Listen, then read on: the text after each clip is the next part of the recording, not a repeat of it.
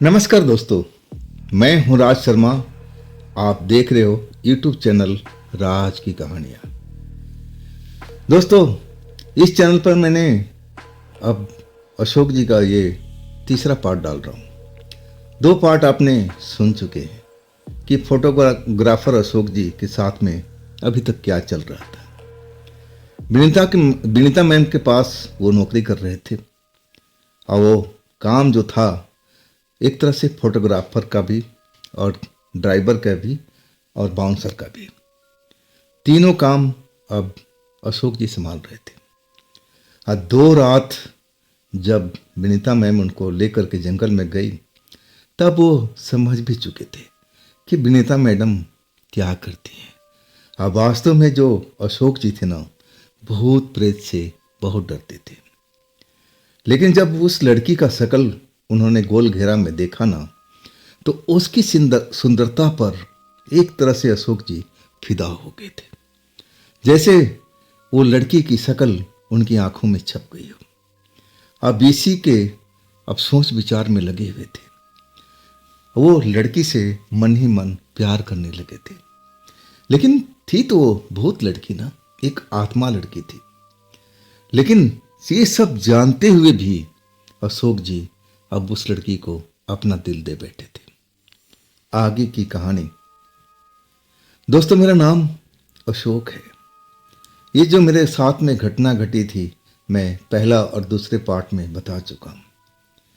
जब हम होटल में आए ना, इसके बाद मैं अब एक एक बात मैडम जी से पूछना चाहता था, विनीता मैम से पूछना चाहता था उस लड़की के बारे में। वो लड़की जो थी ना, मुझे बहुत ही अब आकर्षित कर रही थी। उसका चेहरा मोहरा मुझे बहुत भा गया था। एक तरह से मैं उससे प्यार कर बैठा था। अब मैं उसके बारे में सारी जानकारी चाहता था कि वो लड़की की मौत हुई थी कैसे, क्या उसकी अकाल मौत हुई थी या उसके साथ कोई विशेष घटना घटी थी। मैं जानना चाहता था। लेकिन मैडम जी बताने को राजी नहीं थी। कहने लगी, अशोक आराम करो, हम दिन में इस विषय में बात करेंगे। इसके बाद मैं अपने कमरे में आ चुका था। अब मैं उसी लड़की के ख्यालों में खोया हुआ था। मैं सपनों की दुनिया में उसी जगह पर पहुंच गया था। अब मैं उस लड़की को देख रहा था। वो लड़की कह रही थी कि मैं अभी तुम्हें मिल नहीं सकती, तुम इस काबिल नहीं बने हो, पहले इस काबिल बनो और तब मैं तुम्हारे सामने आऊँगी। और इसके बाद मेरा नींद टूट जाता है। मैं सपनों की दुनिया से बाहर आ जाता हूँ और मैं जब देखता हूँ ना, तो सुबह हो चुकी है। कुछ देर मैं आराम करता हूँ। अब फिर जब ज़्यादा टाइम हो जाता है ना, तो मैं फ्रेश होता हूँ और इसके बाद अपने कमरे से निकल करके, क्योंकि अभी तक विनीता मैडम ने मुझे बुलावा नहीं भेजा था। लेकिन काफ़ी देर हो चुका था। इतना देर विनीता मैम सोती नहीं थी। मुझे लगने लगा कि जाना चाहिए भाई, मैं पर्सनल असिस्टेंट भी हूँ, तो उनकी दुख और तकलीफ़ का एक तरह से मैं भी देख रेख करूँगा। क्या हुआ, क्यों नहीं उठ रही हैं। अब मैं कमरे में उनके होटल के रूम के गेट पर पहुँच करके घंटी बजा दिया था। विनीता मैडम का कोई जवाब नहीं आ रहा था। मैं जब काफ़ी देर तक खड़ा रहा घंटी बजा करके, तब गेट नहीं खुला। मैं दोबारा से घंटी बजाया और तब विनीता मैडम का आवाज़ सुनाई पड़ा, कौन है, रुको, गेट खोल रही हूँ। लेकिन आवाज़ में वो तलखी नहीं थी। आवाज़ मुरझाया सा लग रहा था, जैसे विनीता मैम या तो नींद में हो या फिर उनकी तबीयत खराब हुआ पड़ा हो। विनीता मैम गेट खोलती है और मुझे सामने पा करके वो फीकी मुस्कुराहट हंसती है। कहती है, अरे अशोक, मेरी तबीयत कुछ ठीक नहीं लग रही है, मुझे लग रहा है मुझे बुखार हो गया है, आ जाओ, अंदर आ जाओ। इसके बाद मैं अब कमरे में दाखिल होता हूँ। मैडम जी खड़ा नहीं हो पाती हैं। फिर अपने बिस्तर पर जा कर के लेट जाती है और कहती है, अशोक, मुझे रात से ही कुछ सही नहीं लग रहा था और मैं अभी बुखार से तप रही हूँ, मुझे लग रहा है किसी डॉक्टर के पास जाना चाहिए, दिखाना चाहिए। मैं कहने लगा कि जी, मैं अभी जाकर के पता करता हूँ कि आसपास में कहाँ पर डॉक्टर है। तब मैडम कहने लगी, हाँ, कोई अच्छा डॉक्टर को देखना। मैं होटल में के कमरे से निकल चुका था। बाहर आया, रिसेप्शन पर इसके बारे में जानकारी ली तो पता चला कि कुछ ही दूरी पर जा कर के एक डॉक्टर का अब नर्सिंग होम है। हाँ, मैं वहाँ जा कर के देख भी आया। मैं पूछ भी आया कि डॉक्टर अभी हैं अवेलेबल। तब उन्होंने बताया कि हाँ, मरीज को ले आइए आप। मैं होटल लौटा और मैडम को पूरा बताया कि जे पास में ही वो हॉस्पिटल है, हमें वहाँ जाना चाहिए, डॉक्टर को दिखाना चाहिए। मैडम जो बिस्तर पर लेटी हुई थी धीरे धीरे खड़ा हुई। मुझे लग रहा कि बुखार की वजह से उनमें ज़्यादा कमजोरी आ चुकी है। मैं हाथ का सहारा देना चाहा तो मैडम कहने लगी, छोड़ो अशोक, मैं कर लूँगी, चेंज कर लूँगी कपड़ा, तुम जाकर बाहर खड़े हो जाओ और इंतज़ार करो। मैं कमरे से बाहर निकल गया था। इसके बाद दरवाज़ा खुला तो मैडम जी कपड़ा बदल करके बाहर आ चुकी थी, लेकिन चेहरा का रंग बदला हुआ था, पीला पीला सा चेहरा दिख रहा था। होठों पर सुस्की छाई हुई थी, आंखें धसी हुई नजर आ रही थी। एक ही रात के बुखार में मैं उनके साथ में ये हाल कर दिया था। अब मैं उस नर्सिंग होम में ले गया। डॉक्टर ने सब कुछ देखा, दवाई लिखा, बोला मैं दवाई लिख देता हूँ और रात तक आराम आ जाना चाहिए। अगर इससे कोई फर्क नहीं पड़ता है तो हमें टेस्ट करना पड़ेगा, 2-4 खून का टेस्ट करना पड़ेगा, लेकिन मैं उम्मीद करता हूँ कि इन दवाइयों से आप सही हो जाएंगे। इसके बाद हम मैम को लेकर के होटल पहुँच जाते हैं। अब आज का जो कार्यक्रम था बाहर जाने का, अब बंद ही हो चुका था। मुझे तो उस लड़की के बारे में जानकारी लेनी थी, वो मेरे दिल में समा चुकी थी। अब ये मौका बिल्कुल सही नहीं था ये वार्तालाप करने का। मैम का तबीयत खराब हो चुका था। हाँ, मैम को दवा खिलाना, देखभाल करना अब मेरी जिम्मेवारी थी। हाँ, जिस तरह से डॉक्टर कहा था ना कि कब दवाई देनी है और कुछ खिलाना पिलाना भी है, मैं उस चीज़ को केयर करने लगा था। शाम हो चुकी थी। एक बार बुखार तो बिल्कुल उतर चुका था। अब मुझे लगा कि अब बुखार उतर गया है तो दोबारा नहीं आएगा, लेकिन ये मेरी गलत फहमी थी। 2 घंटा के बाद फिर वो बुखार अचानक चढ़ बैठा था। अब पूरा शरीर में कपकपी जैसे मैडम के हाथ जैसे हो रहा था, जैसे कांप रही हो, जाड़ा का बुखार जैसे चढ़ चुका हो। अब एक तरह से कंबल भी मैंने उड़ाया और तब जाकर थोड़ा मैडम अपने आप को कंट्रोल कर पाई थी। विनीता मैम कह रही थी कि देखो ना, इतना दवाई खाने के बाद भी मेरा बुखार उतर कर दोबारा चढ़ गया। अब मुझे लग रहा है कि कल सुबह में जाकर के हमें टेस्ट करा लेना चाहिए। मैं कहने लगा, मैडम देखिए अभी रात बाकी है और दवा की खुराक भी है, जरूर इस रात में आपको फ़ायदा होगा, आराम मिलेगा।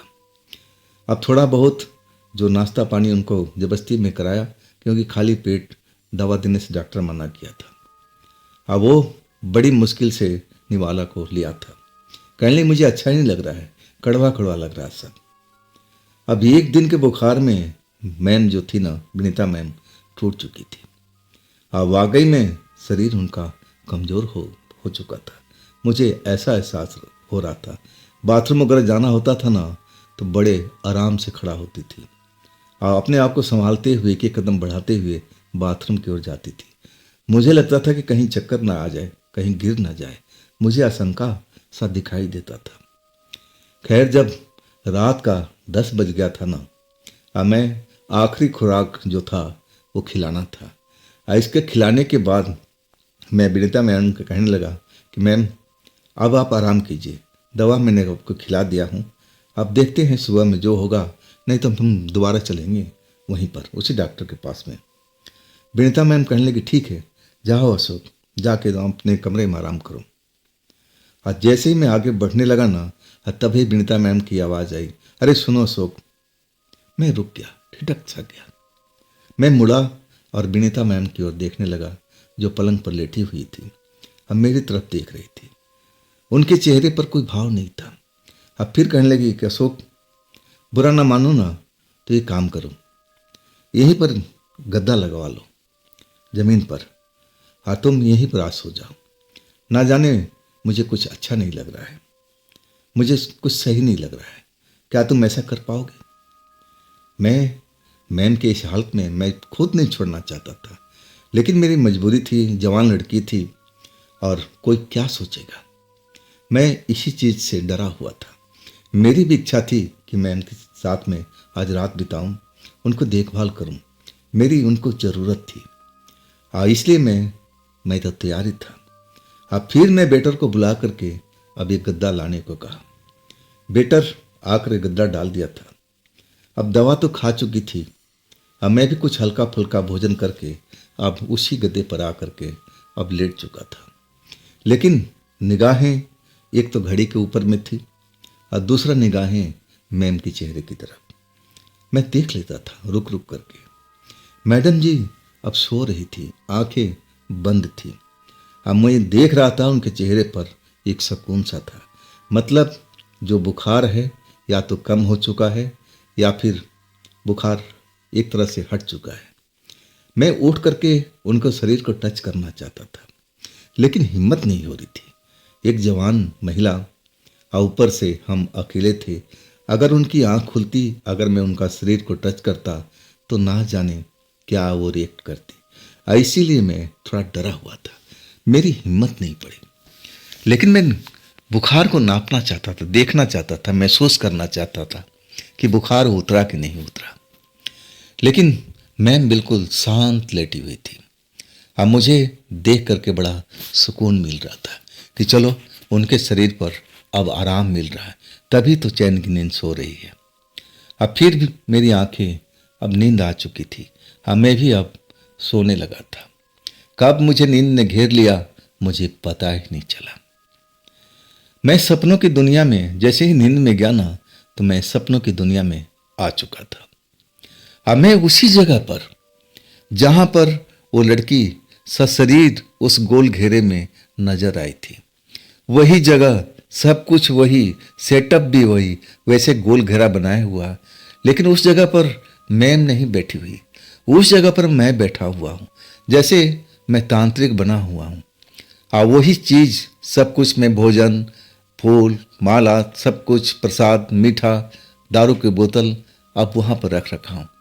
और उस लड़की को, आत्मा लड़की को मैं आवाज़ दे रहा हूँ कि आओ यहाँ पर, मैं तुम्हारे लिए भोजन लेके आया हूँ। और लड़की जैसे हवा के झोंके की तरह प्रकट होती है। पहले तो चेहरा उसका धुंधला धुंधला दिखाई देता है, और फिर थोड़ा सा कभी साफ कभी धुंधला। मैं उसको आदेश देता हूँ कि तुम इस गोल घेरे में आ जाओ और अपने शरीर में अब मुझे दिखाई दो। और वो मेरी आदेश के पालन करती है और उस गोल घेरे के अंदर में आ जाती है। उस भोजन को ललचाई हुई दृष्टि से देखती है जो मैंने उसके लिए रखा है। अब फिर मैं कहता हूँ कि हाँ, तुम्हारे लिए ये सब, तुम इसका अब आनंद ले सकती हो। जो तुम्हें खाना पसंद है वो तुम खा सकती हो, ये सब तुम्हारे लिए। और सुनो, मैं तुमसे बहुत प्रेम करता हूँ और इसीलिए मैं आज अकेले आया हूँ। मेरी मालकिन, मेरी मैम नहीं आई। क्या तुम्हें अब मैं पसंद हूँ? वो लड़की तो मुझे घूर के देखती है, मुस्कुराती रहती है और खाना खाने में व्यस्त हो जाती है। लेकिन मैं सवाल को दोहराता हूँ, तब वो खाना खाते हुए, हड्डी चबाते हुए कहती है, हाँ, तुम मुझे बेहद पसंद हो। मैंने तो तुम्हें पहली नज़र में देखा था और तभी मुझसे अब जैसे तुमसे प्यार हो गया है। मैं तुम्हें बहुत चाहती हूँ अशोक, मैं तुम्हें दिल जान से चाहती हूँ। और इसके बाद जैसे मैडम जी मुझे आवाज़ दे रही थी, अशोक अशोक, और तभी मेरा वो सपना टूट गया। मैं जागा तो मैडम जी उठ के बैठी हुई थी। पूरा शरीर पसीने से जैसे भीगा हुआ था और वो मुझे आवाज़ दे रही थी, अशोक अशोक। और तब मैं नींद से जागा और तब देखा कि मैं सपने की दुनिया से लौट आया हूँ। मैम, विनीता मैम मुझे आवाज़ दे रही है। और तब मैं उठ के झटके से खड़ा हुआ। अब बोला, जी मैम बताइए, तबीयत तो ठीक है ना आपकी? बुखार उतर गया ना? मैं देखा उनके चेहरे पर पसीना निकला हुआ था। अब पसीना निकलने का मतलब बुखार जा चुका है, इतना तो मैं जानता था। मैं कहने लगा कि मैम पहले आप बताइए आपका बुखार उतरा कि नहीं? और तब वो कहने लगी कि हाँ अशोक, लग तो रहा है, शरीर अब हल्का लग रहा है। मुझे प्यास लगी अशोक, थोड़ा पानी मुझे दे दो पीने के लिए। मैं दौड़कर टेबल पर गया जहाँ पानी रखा हुआ था, पानी लेकर आया, गिलास में ढार करके आप विनीता मैडम को दे दिया। विनीता मैम पूरी गिलास खत्म कर दिया। ग्लास मुझे पकड़ाते हुए कहने लगी, थैंक यू अशोक, अब तुम आराम करो, मैं भी सो रही हूँ, जो होगा सुबह देखा जाएगा। इसके बाद तकिया पर सर रख करके वो आंखें बंद कर लिया था। प्यास के वजह से ही शायद उनकी नींद खुली थी और मैं तो सपने से जागा हुआ था। उस सपना को मैं याद कर रहा था कि मैं कैसे उस जगह पर पहुंच गया। विनीता मैम की जगह जैसे आज मैं तांत्रिक बना हुआ था और वो पूजा पाठ मैं कर रहा था। उस आत्मा लड़की को मैं आदेश दे रहा था कि तुम मुझ गोल घेरे में आ जाओ और तुम मुझसे प्यार करती हो ना, मैं तुम्हें बेहद प्यार करता हूँ।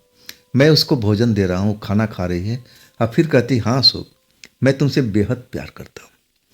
अब ऐसे ही मैं अब सपने को याद करने लगा था और सपना तो मेरे दिमाग में छप चुका था और उसी लड़की के बारे में सोचता हुआ कब मेरी आंख लग गई मुझे पता ही नहीं चला।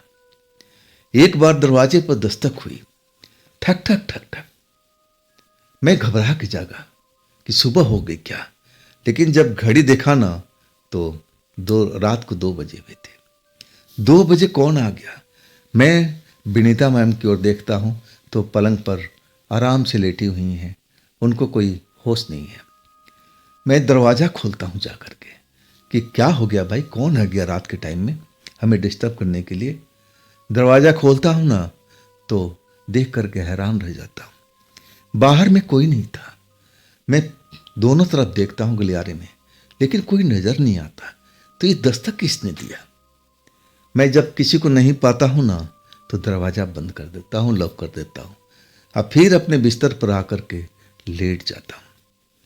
कुछ ही देर में मुझे नींद आ जाती है। इस बार जब मुझे एहसास होता है ना तो मैं उस एहसास को परखने की कोशिश करता हूँ कि मेरे साथ में हो क्या रहा है। मुझे एहसास हो रहा है कि इस कमरे की लाइट बंद हुई पड़ी है, पूरा कमरा अंधेरे में डूबा हुआ है और गर्म सांसों की आवाज़ सुनाई दे रही है और वो गर्म सांसें आवाज़ वो विनीता मैम की है। विनीता मैम मेरे बिस्तर पर आ चुकी है। ऐसा कैसे हो सकता है? लेकिन विनीता मैम अब तो जैसे मेरे को अपनी बाहों में भर रखा है, मुझे प्यार कर रही है। अब मैं एकदम अपने आप को डरा हुआ महसूस कर रहा हूँ। हे ईश्वर, ये मेरे साथ में क्या हो रहा है? ये तो विनीता मैम है। मैं उनकी सांसों की आवाज़ अब काफ़ी देर से सुन चुका था। वही आवाज़ थी, वही कदकाठी थी। जब मैं एहसास करने लगा ना, अब मैं कहने लगा कि मैम आप ये क्या कर रही हैं? आपकी तबीयत खराब है, आप आराम कीजिए ना, आप पलंग पर जाइए। कमरे में अंधेरा कैसे हो गया है? मैं कुछ समझता उससे पहले विनीता मैम की आवाज़ सुनाई पड़ी, अशोक तुम शांत रहो, कुछ मत बोलो, शांत रहो। वो आवाज़ वाकई में विनीता मैम की थी। अब तो मुझे 100% पता चल चुका था। इसके विनीता मैम ने मुझे मौका नहीं दिया समझने का। जो उनकी इच्छा थी वो अपना इच्छा पूरी कर रही थी। अब मुझे भी एक तरह से उन्होंने मदहोश कर दिया था।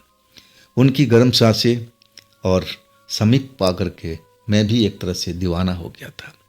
उस वक्त मुझे कुछ सूझ नहीं रहा था, जैसे लग रहा था कि मैं उसी आत्मा लड़की के साथ प्रेम कर रहा हूँ। वो मेरे मन में छाई हुई है। अब मुझे लगा कि वही है, इसके अलावा कोई नहीं है। मैं विनीता मैम को भूल चुका था। अब मुझे लगा कि वही लड़की मेरे बिस्तर पर आ चुकी है। मैं बस दिन दुनिया भूल चुका था, जैसे मैं पागल हो चुका था उस लड़की के प्यार में, उस आत्मा लड़की के प्यार में। इसके बाद मैं गहरी नींद में सो चुका था। सुबह हुई ना तब मेरी आंख खुली। विनीता मैम अपने बिस्तर पर नहीं थी। जैसे मेरी आंख खुली तो मेरी पहली नज़र अपने बगल में, लेकिन वहाँ विनीता मैम नहीं थी। मैं जब पलंग पर देखा तो वहाँ पर भी नहीं थी। दरवाज़ा मैं देखा, दरवाज़ा अंदर से लॉक था, मतलब वो बाहर नहीं गई है। इसका मतलब वो बाथरूम में है। वाकई में मुझे बड़ा अजीब सा लग रहा था। मैं इस रात का जो कुछ हुआ था अब मैं समझने का कोशिश कर रहा था कि मैंने ऐसा कैसे कर दिया। क्या वो आत्मा लड़की मेरे पास में आई थी? मैं उसके साथ रात बिताया हूँ, लेकिन पहली बार तो मुझे एहसास हुआ सब कुछ कि विनीता मैम है। और वो कब उस आत्मा लड़की में बदल गई, मुझे अपने आप पर यकीन नहीं हो रहा था। लेकिन ये सब कुछ मेरे साथ में हुआ था। इसके बाद बाथरूम से दरवाज़ा खुलने की आवाज़ आई। आज जैसे ही मैं देखा ना, तो विनीता मैम बाथरूम से निकल रही थी। आप मेरी तरफ देखते हुए, उनके चेहरे पर कोई भाव नहीं था, जैसे उनके मन में कोई संकोच ही नहीं था। वो आ करके मेरी तरफ देखते हुए आप कहने लगी, गुड मॉर्निंग अशोक जी, मैं ठीक हूँ, आज बुखार मेरा उतर चुका है, अब फ्रेश पा रही हूँ, लेकिन एक बार डॉक्टर के पास हम चलेंगे।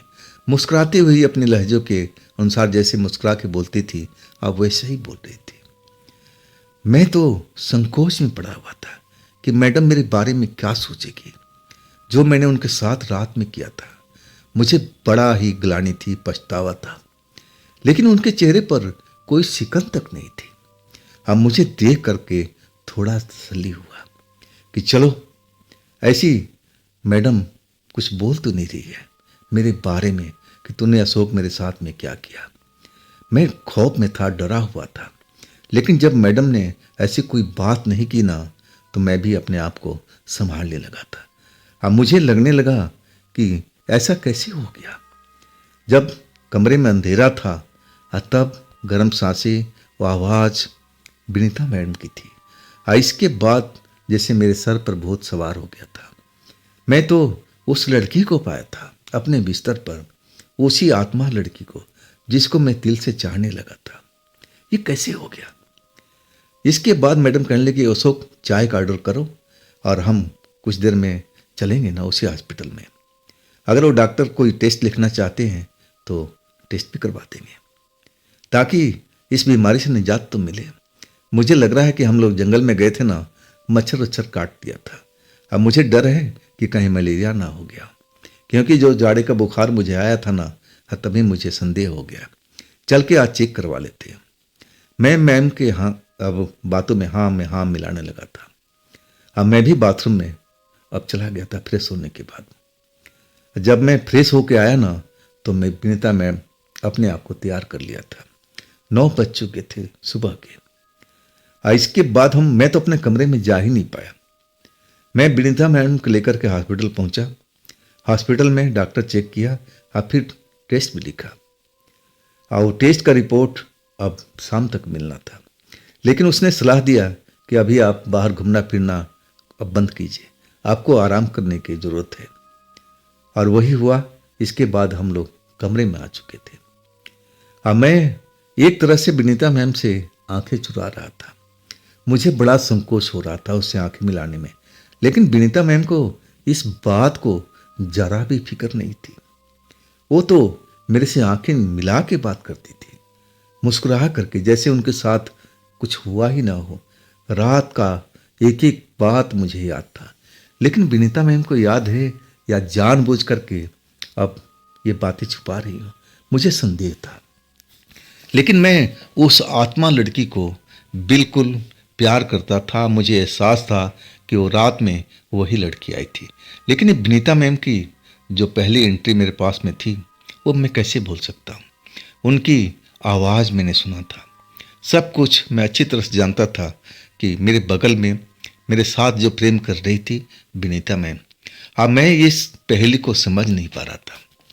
दवा दारू का टाइम हो चुका था। डॉक्टर ने जो दवा दिया था दूसरा बदल करके अब मैम को मैं खिलाने का काम करने लगा। इस तरह करते करते शाम हो चुकी थी। टेस्ट का रिपोर्ट मुझे लेके आना था। अब विनीता मैम को दोबारा बुखार नहीं लगा। जब मैं हॉस्पिटल पहुंचा तो टेस्ट बिल्कुल सही पाया गया, मतलब ऐसा कोई बीमारी नहीं थी। डॉक्टर कहने लगा कि ऐसा हो जाता है कभी कभी, थकान की वजह से, या फिर कोई वायरल फीवर होगा वो पकड़ लेता है, डरने की बात नहीं है, तुम्हारी मैम बिल्कुल सही है। अब मुझे थोड़ा संतोष मिला था। लेकिन अब मैं जब कमरे में आया ना, तो मैम बड़ा खुश नज़र आ रही थी। वो कोई किताब पढ़ रही थी, पढ़ते पढ़ते मुस्कुरा रही थी। हाँ, जब मैं आया रिपोर्ट लेके तो कहने लगी रिपोर्ट दिखाओ मुझे। मैंने रिपोर्ट दिया। हाँ, फिर मुस्कुरा कहने लगी कि ठीक तो है। डॉक्टर ने क्या बोला? मैंने बता दिया कि डॉक्टर बोला कि कोई बीमारी नहीं है आपके अंदर में, ये वायरल फीवर होगा और कुछ नहीं, इससे ज़्यादा नहीं, घबराने की ज़रूरत नहीं है, आप बिल्कुल ठीक हैं। और इसके बाद मैडम कहने लगी हाँ, अब देखो आज का भी दिन खराब हो गया, कल हम चलेंगे उसी साइड पर, अभी हमारा वहाँ का काम अधूरा है। आज की रात तो हम जाना चाहिए था लेकिन जा नहीं पाएंगे, अब हम कल की रात चलेंगे। अब रात हो गई, भोजन वोजन करने के बाद मैं अब एक तरह से जो विनीता मैम थी उनसे इजाज़त लिया कि मैम मैं अपने कमरे में जाऊं। तब वो कहने लगी हाँ हाँ जाओ अपने कमरे में आराम करो, मैं तो अब ठीक हूँ, कोई दुख तकलीफ होगा तो मैं तुम्हें बुला लूँगी, जाओ आराम करो। मैं अपने कमरे में आ गया था। अब मैं वही बातें सोच रहा था मन में कि ये विनीता मैम क्या मेरे पास में आई थी, क्या वो आत्मा लड़की भी मेरे पास में आई थी। मैं इसी पहेली को हल करने में कोशिश में लगा था, लेकिन जितना हल करने की कोशिश करता ना मैं उस पहेली में उलझता जाता था। मुझे कुछ पता ही नहीं चल पा रहा था कि एक्चुअल में मेरे साथ में हुआ क्या था। क्या वो विनीता मैम थी या फिर वो मेरी आत्मा थी, आत्मा लड़की जिसको मैं प्यार करने लगा था। लेकिन मैं कुछ भी समझ नहीं पा रहा था। खैर मैं कब सो गया मुझे पता ही नहीं चला। जब मुझे एहसास हुआ कि हाँ कुछ आवाज़ सुनाई दे रहा है मेरे आसपास में, तब मैं अपनी आंखें खोलता हूँ तो कमरे में अंधेरा हुआ पड़ा है, लाइट चली गई है या तो मैं कुछ देख ही नहीं पा रहा हूँ। मैं अपने कमरे में हमेशा 0 वाट का बल्ब जला के छोड़ देता था। मुझे अंधेरे में सोने की आदत नहीं है और वही मैंने उस रात भी किया था। लेकिन जब कुछ आवाज़ सुनता हूँ उसके बाद में नींद खुलती है ना तो कमरे में अंधेरा पाता हूँ और कुछ ऐसी सांसों की आवाज़ सुनाई पड़ती है जो मेरे आसपास में मौजूद हो। अब मैं अंधेरे में देखने की कोशिश करता हूँ कि कौन है कौन है, मैं बोलता भी हूँ लेकिन वहाँ कोई जवाब नहीं देता है। अब फिर जैसे मेरे सर पर कोई हाथ फेरता हूँ, वो स्पर्श मुझे पक्का पता है कि कोई मेरे सर पर हाथ फेरा है। लेकिन मैं जब घूम के देखता हूँ एक तो अंधेरा होता है, अब मैं देख भी नहीं पाता। लेकिन मुझे पक्का यकीन था कि मेरे आसपास में कौन था। दरवाज़ा तो मेरा बंद था, अंदर से मैंने लॉक कर रखा था, तो इसका मतलब विनीता मैम तो नहीं आ सकती। तो क्या वो आत्मा लड़की है? वास्तव में अब मेरे जो शरीर में डर था ना कुछ देर के लिए आ चुका था, खौफ में हो चुका था। क्या वो उस रात भी यही आत्मा लड़की मेरे पास पहुंच गई थी? ये अभी कहाँ पर है? मैं आसपास देखने की कोशिश करता हूँ लेकिन वो मुझे दिखाई नहीं देती है। वास्तव में उस जगह पर इतना अंधेरा होता है ना कि मैं कुछ देख ही नहीं पाता हूँ। बस गर्म सांसों की आवाज़ सुनाई पड़ती है, जैसे कोई लंबी लंबी सांसें ले रहा हो, सांसें ले रहा हो, बस यही मुझे महसूस होता है। इसके बाद मुझे नींद आ जाती है, जैसे मेरी पलकें भारी हो गई हो और नींद मेरे सर पर सवार हो गई हो। मैं फिर नींद की दुनिया में आ जाता हूँ और फिर मुझे कुछ याद नहीं रहता। कब मैं सो गया, अब मेरे साथ क्या हुआ कुछ भी मालूम नहीं। लेकिन जब दोबारा एहसास होता है कि मेरे बगल में कोई लेटा हुआ है और तब मैं देखता हूं ना तो आंखें फटी की फटी रह जाती है। कमरे में 0 वाट की रोशनी हुई पड़ी है, अंधेरा गायब हो चुका है। अब मेरे बगल में मेरे बिस्तर पर विनीता मैम आकर लेटी हुई है, जबकि मैं दरवाजा अंदर से बंद कर रखा था। ऐसा कैसे संभव है? मैं दरवाजे की तरफ देखता हूं ना तो दरवाजा मुझे अब बंद ही दिखाई देता है। ये कैसे हो गया? मैं खौफ में आ जाता हूं। विनीता मैम बड़ा सुकून से मेरे सीने पर हाथ रख करके और जैसे चैन की नींद सो रही हो। अब मेरी हिम्मत नहीं हो रही है कि मैं उनको उठाऊं। मैं ऐसे ही कई पल तक निहारता रहता हूं और जैसे विनीता मैम मेरे से चिपकती जा रही हो। मैं फिर ऐसा लगता है कि मेरे शरीर के अंदर में कोई प्रवेश कर रहा हो, ऐसा एहसास होता है। शरीर पूरा झंझनाहट होने लगती है। अब फिर मैं अपने आप को एक तरह से भूलता चला जाता हूँ। अब मुझे कुछ याद नहीं रहती है। जब मुझे होश आता है ना, तो जब आंखें खोलता हूँ तो सुबह हो चुकी है। कमरे का दरवाजा जो चिटिकनी मैंने लगा रखा था वो खुला हुआ है। अब मेरे बगल में जो विनीता मैम लेटी हुई थी, अब वह मेरे बिस्तर पर नहीं है। मैं एकदम सन्न रह गया था। ये सब मेरे साथ में क्या चल रहा है भाई? ये विनीता मैम मेरे कमरे में कैसे आ गई थी जबकि दरवाजा बंद था? ये सब क्या हो रहा है मेरे साथ में? मुझे तो कुछ समझ में नहीं आ रहा था। मैं बहुत डर चुका था। मैं किन चक्रों में फंस गया था अब मुझे पता लग रहा था।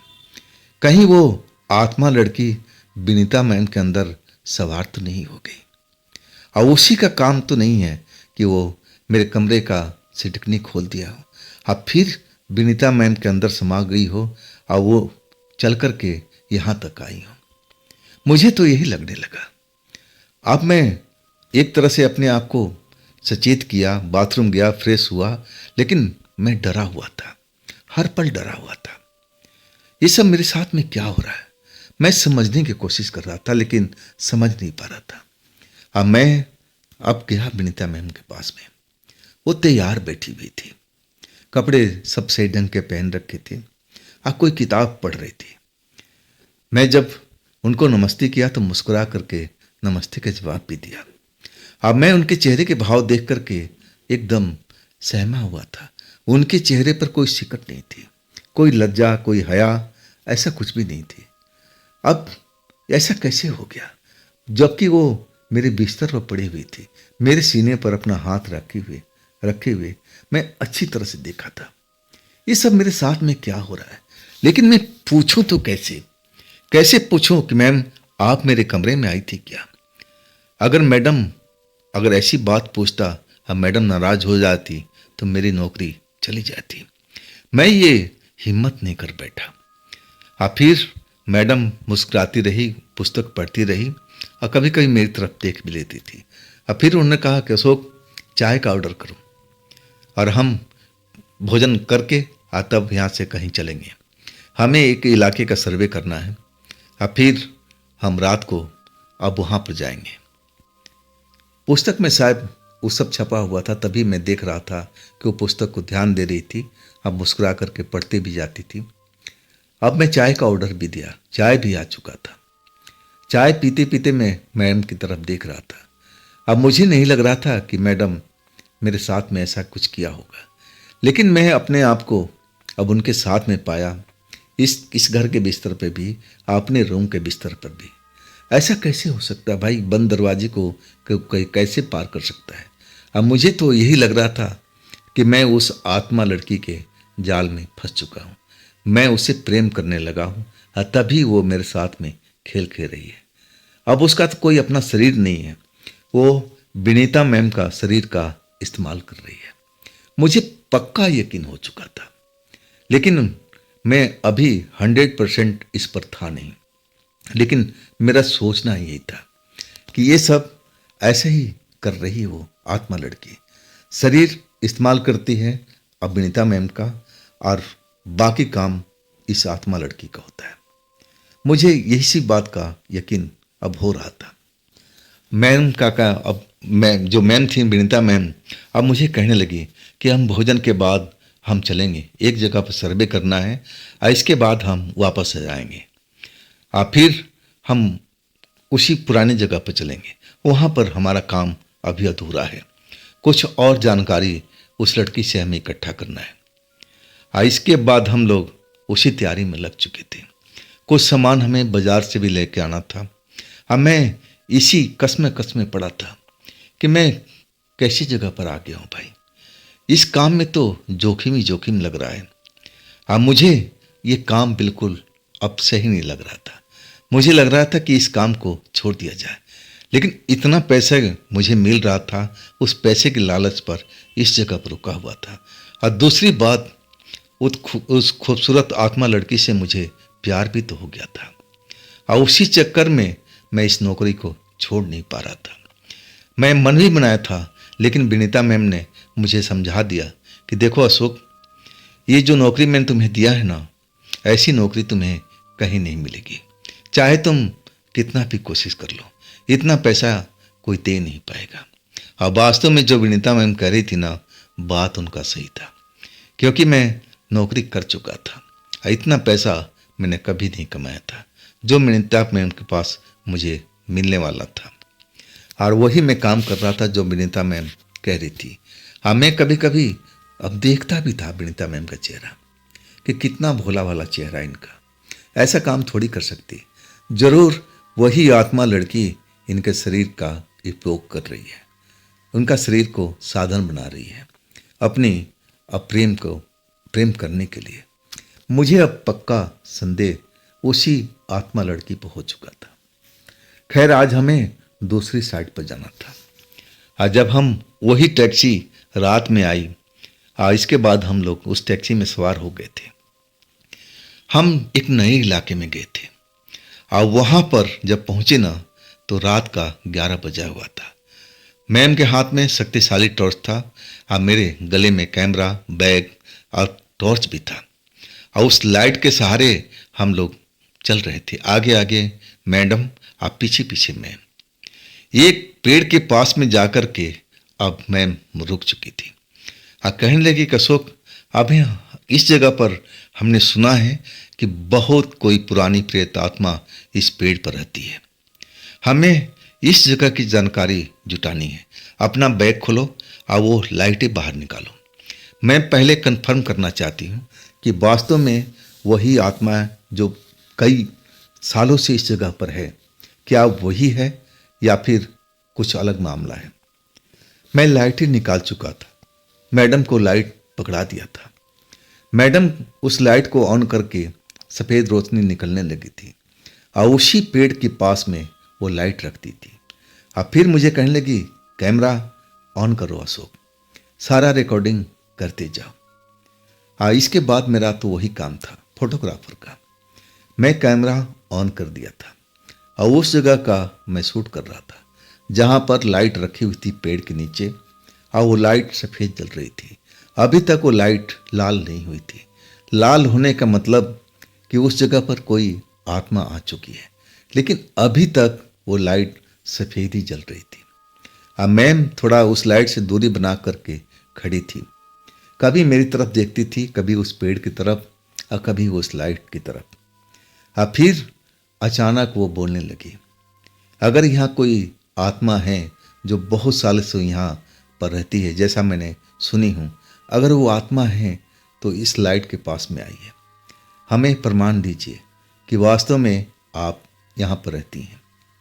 लेकिन ये सब बोलने के बाद भी कोई फर्क नहीं पड़ा। वो जो लाइट सफ़ेद जल रही थी, सफ़ेद ही जलती रही। मैडम अपने जगह बदल रही थी, कभी इधर कभी उधर, वो लाइट को भी इधर उधर उठा कर रखती थी, और वही बात बोलती थी कि अगर कोई यहाँ पुरानी आत्मा है जो बहुत सालों से इस पेड़ पर रहती है, अगर वो है तो इस लाइट के पास में आए, हमें बताएं, महसूस कराएं कि हम यहाँ पर हैं। लेकिन कोई फर्क नहीं पड़ रहा था। बिल्कुल वो सफ़ेद लाइट जैसे सफ़ेद थी, और वो लाल बिल्कुल नहीं हुई थी। मैडम उस लाइट को अब इधर उधर उधर हर जगह पर रख करके अपनी बात दोहराती जा रही थी, लेकिन कोई फर्क नहीं पड़ रहा था।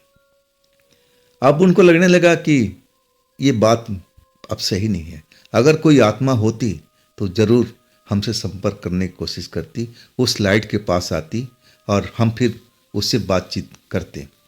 अब मैडम कहने लगी, अशोक, मुझे नहीं लग पा रहा है, जिसने भी कुछ बताया है ना, गलत बताया है।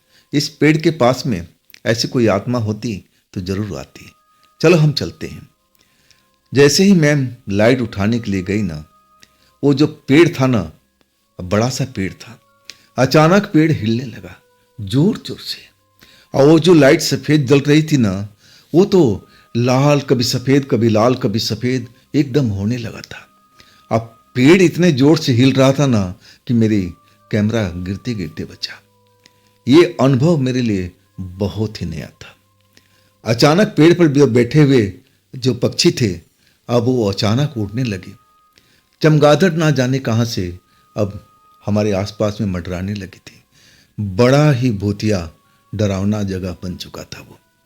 और वो लाइट लगातार जल रही थी, बुझ रही थी, कभी सफ़ेद होती थी, कभी लाइट होती थी। अब पेड़ लगातार हिलता जा रहा था, जैसे उस पेड़ को कोई हिला रहा हो। ऐसी मुझे सब कुछ नजर आ रहा था। मैम थी ना, विनीता मैम, बिल्कुल घबराई हुई नहीं थी। शांत खड़ी होकर के कभी पेड़ को देख रही थी, कभी लाइट को देख रही थी और कभी मेरी तरफ देख रही थी कि कहना चाहती हूँ कि अशोक डरना मत, ऐसा तो होता रहता है। लेकिन मेरा जो अनुभव था ना, ये पहली बार था। वो विशाल पेड़ को हिलते हुए मैं देख रहा था, जबकि वहाँ कोई हवा भी नहीं था, ना कोई तूफान था। तो आखिर उस पेड़ को कौन हिला रहा था? वो लाइटें क्यों जल बुझ रही थी, कभी लाल कभी सफ़ेद क्यों हो रही थी? और तभी पेड़ जो शांत जैसे हिल रहा था ना, अचानक एकदम शांत हो गया और एक खामोशी छा गई वहाँ पर। वो लाइट जो लाल जल रही थी, कभी सफ़ेद जल रही थी, अचानक वो सफ़ेद रोशनी जलने लगी थी। मतलब बिल्कुल जैसे शांत हो चुका हूँ माहौल। मैम वहीं पर खड़ी और सब कुछ देख रही है, कभी पेड़ को, कभी लाइट को, कभी मेरी तरफ, बिल्कुल शांत खड़ी थी। अब मेरा हाथ तो कांप रहा था वो सब चीज़ को रिकॉर्डिंग करते हुए। मुझे लग रहा था कि मेरे हाथ से कैमरा कहीं छूट के गिर ना जाए, लेकिन मैं अपने आप को संभाले हुए था। अब मैं जानता था कि ये मैम है ना, तो ऐसा संकट हम पर नहीं आएगी। अब मेरे पास तो रक्षा कवच भी दे रखी है, मुझे कोई प्रेत शक्ति पकड़ नहीं पाएगी। और वही हुआ, एकदम वो जगह जैसे पहले थी वैसी बन चुकी थी। ना तो कोई पेड़ हिल रहा था और ना कोई आवाज, ना कोई डर अब लग रहा था। बिल्कुल शांत माहौल हो गया था। डरावना जैसे भूतिया डरावना दृश्य वहाँ उत्पन्न हुआ था ना, सब कुछ पहले की तरह खामोश हो चुका था। विनीता मैम अब मेरे पास चल करके आई। हाँ, मेरे कैमरे के आगे अब खड़ी हो गई थी। हाँ, कहने लगी कि देखो अशोक, मैं जानती थी कि यहाँ पर ऐसा कोई शक्ति है, वो हमसे मिलना नहीं चाहता है, हमें डराना चाहता है कि तुम यहाँ से भाग जाओ, हम तुम्हें परेशान कर देंगे। लेकिन मैं डरने वाले में से नहीं हूँ। चलो आज दिन सही नहीं है, फिर हम दोबारा लौट के आएंगे और कुछ अलग चीज़ें लेके आएंगे और फिर हम इसको रिकॉर्ड करेंगे।